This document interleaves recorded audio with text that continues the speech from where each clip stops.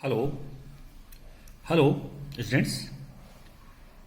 आज हम एक नेक्स्ट लेक्चर फर्स्ट यूनिट का बिलियन एवं सांद्रता की इकाइयाँ इसके बारे में अध्ययन करेंगे।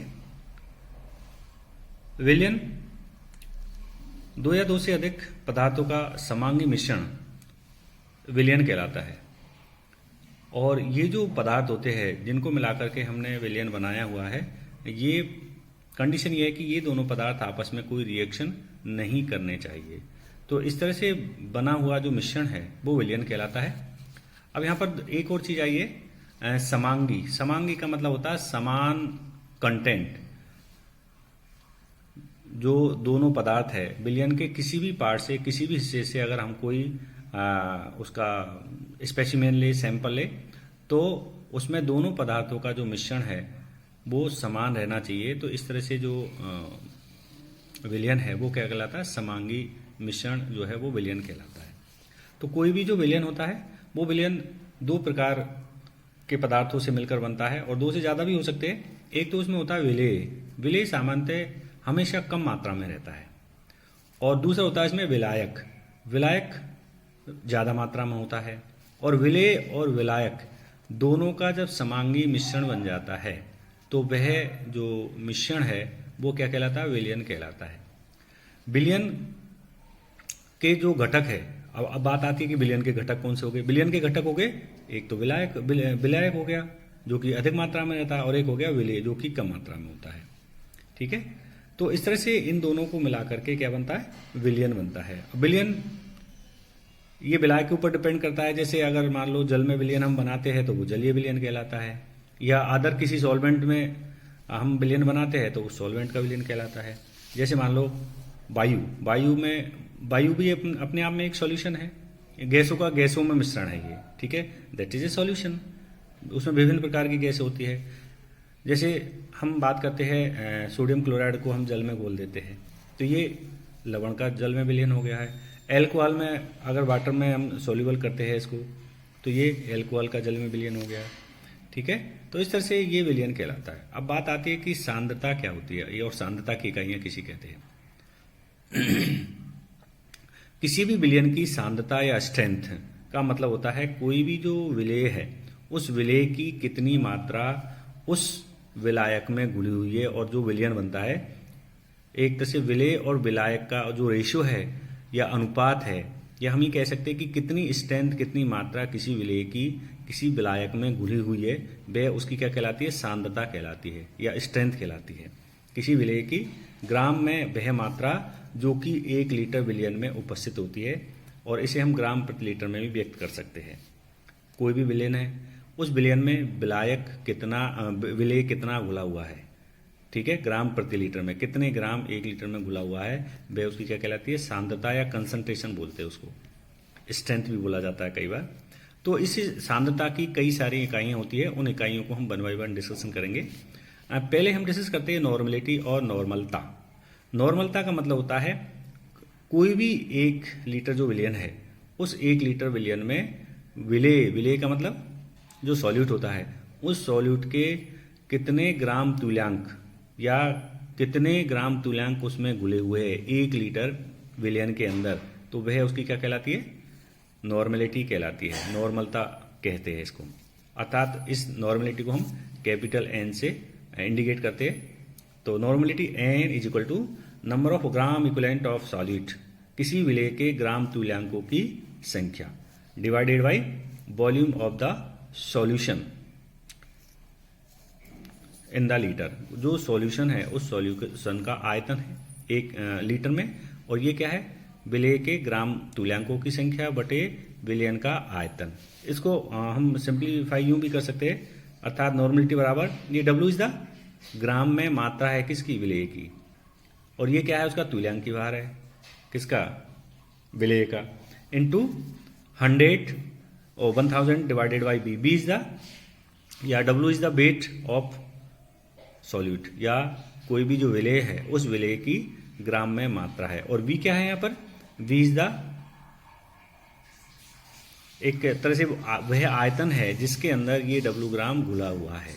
ठीक है, तो इस तरह से 1 लीटर सॉल्यूशन के अंदर हम इसमें नॉर्मलिटी को कैलकुलेट कर सकते हैं। जैसे फॉर एग्जांपल जैसे सोडियम क्लोराइड का इक्विवेलेंट वेट 40 होता है, हमसे कहा जाए कि भाई सोडियम क्लोराइड का मान लो हम ये मान के चलते हैं कि 4 ग्राम सोडियम हाइड्रोक्साइड हमने 1 लीटर विलियन में घोल दिया, 4 ग्राम को 1 लीटर विलियन में घोल दिया, तो उसकी नॉर्मलिटी कितनी हो गई? 4 ग्राम, इसकी जगह हम 4 रख देंगे, ठीक है। और यहाँ पर हम क्या रखेंगे? उसका इक्विवेलेंट वेट कितना है? 40, तो 4/40 तो क्या हो गया? 1/10। तो इसकी जो नॉर्मलिटी है वो नॉर्मलिटी कितनी हो गई? That is n/10।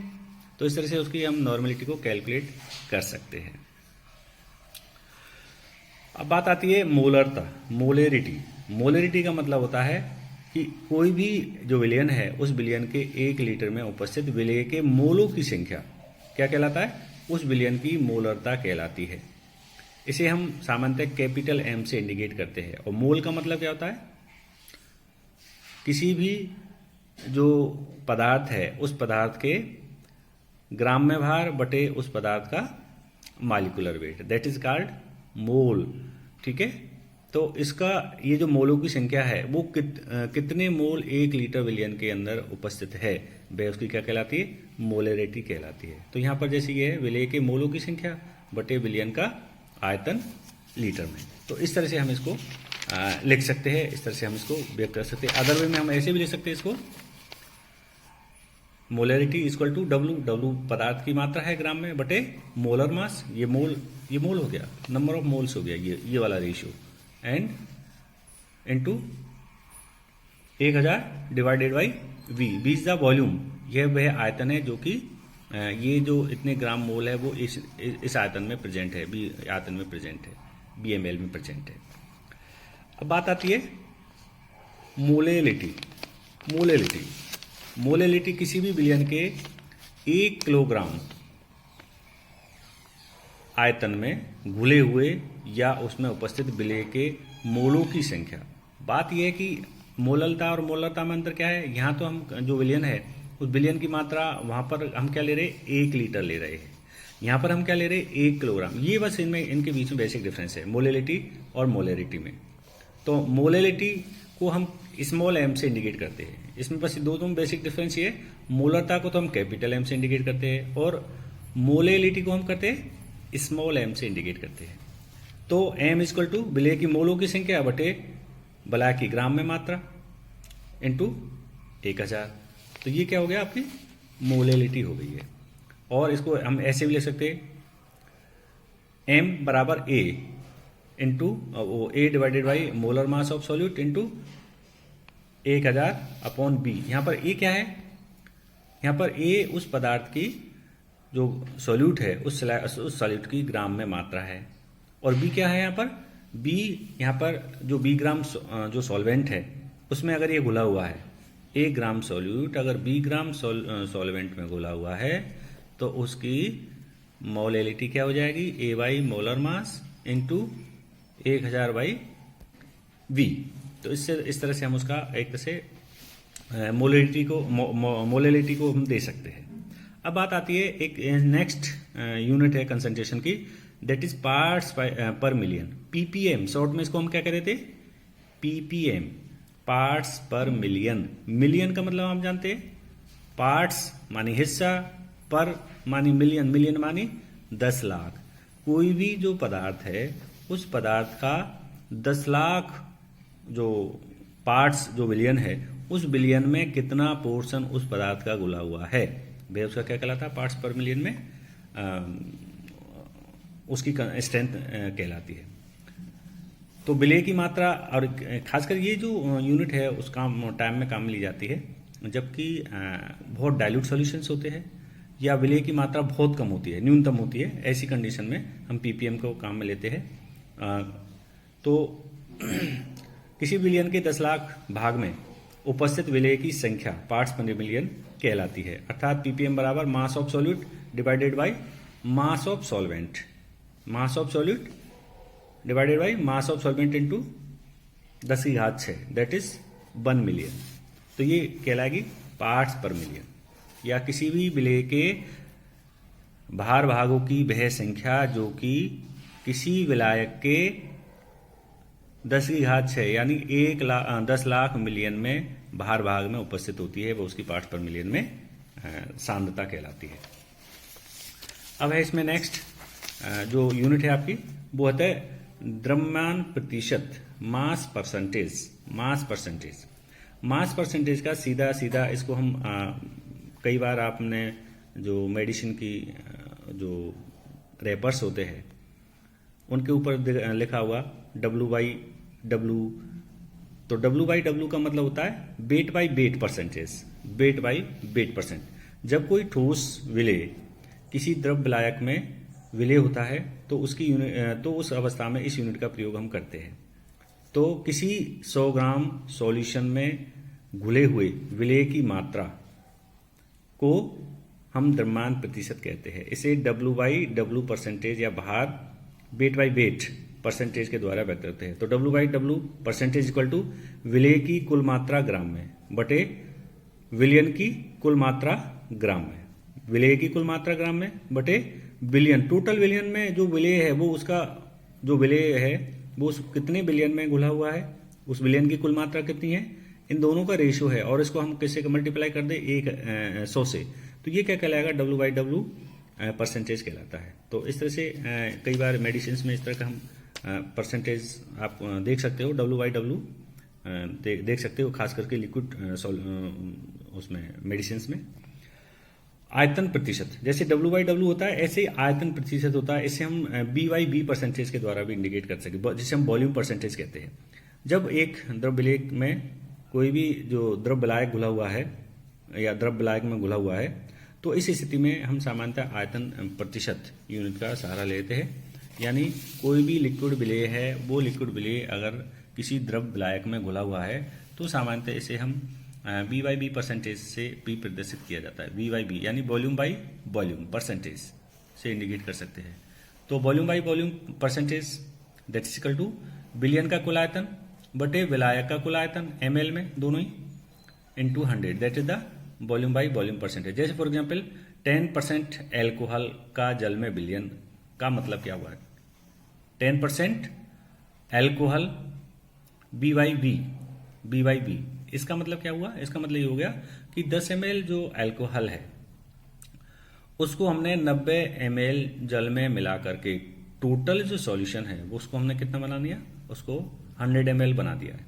तो इस तरह से ये 100 ml जो विलियन है, इस 100 ml विलियन में 10 ml तो क्या है, एल्कोहल है और 90 ml क्या है, जल है। तो इस तरह से ये जो सॉल्यूशन है, ये सॉल्यूशन क्या हो गया, that is 10% solution B/B of alcohol in water. अब आता मोल भिन्न या मोल फ्रैक्शन।